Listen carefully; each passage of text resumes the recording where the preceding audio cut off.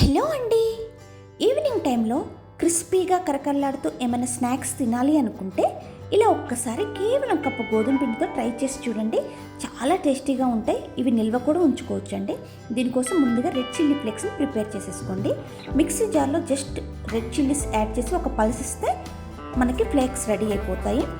ఇప్పుడు 2 కప్పుల గోధుమ పిండిని తీసేసుకొని అందులో చిటికెడు పసుపు అలాగే వాముని అరచేతిలో వేసుకొని నలిపి అందులో యాడ్ చేయండి.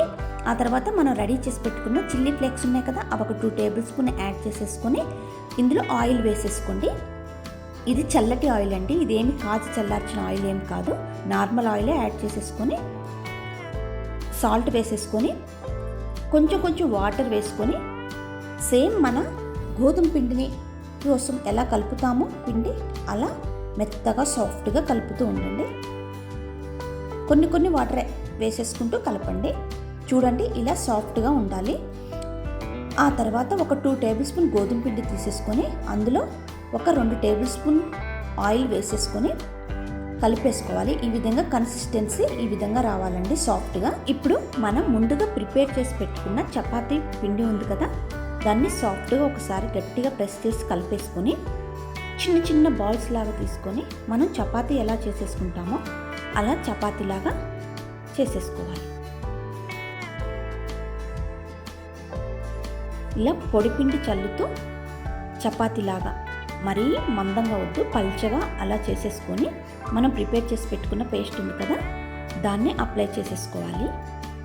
అలా మొత్తం చపాతీ మొత్తం స్ప్రెడ్ చేసేసి పైనుంచి కొంచెం పొడిపిండి చల్లేసుకొని ఇప్పుడు మనం ఫోల్డింగ్ లాగా చేసేసుకోవాలి. వీటిని ఒక సైడ్ అలా ఫోల్డ్ చేసేసి వీడియోలో చూపెడుతున్నట్టుగా ఫోల్డ్ చేసేసుకోండి.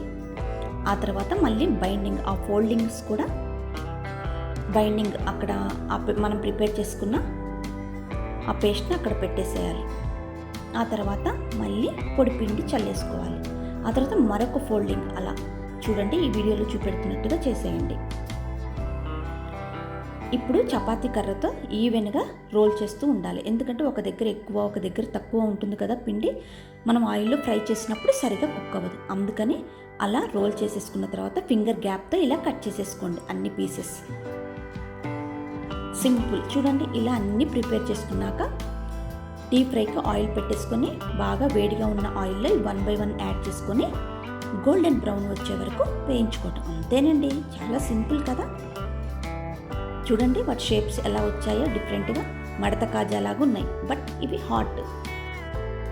ఈవినింగ్ టైంలో ఎప్పుడైనా మీరు తినాలనుకుంటే సింపుల్గా మైదా పిండిని స్కిప్ చేసి ఇలా గోధుమ పిండితో స్నాక్స్ చేసేసుకోండి.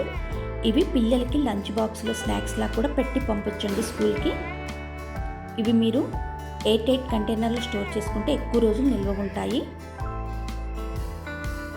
డెఫినెట్గా ప్రతి ఒక్కళ్ళు ట్రై చేయండి. బయట నుంచి స్నాక్స్ని అవాయిడ్ చేయండి. అలాగే కొంచెం టైం కేటాయిస్తే హెల్తీగా మనం ఇంట్లోనే ఇలా ప్రిపేర్ చేసుకోవచ్చు.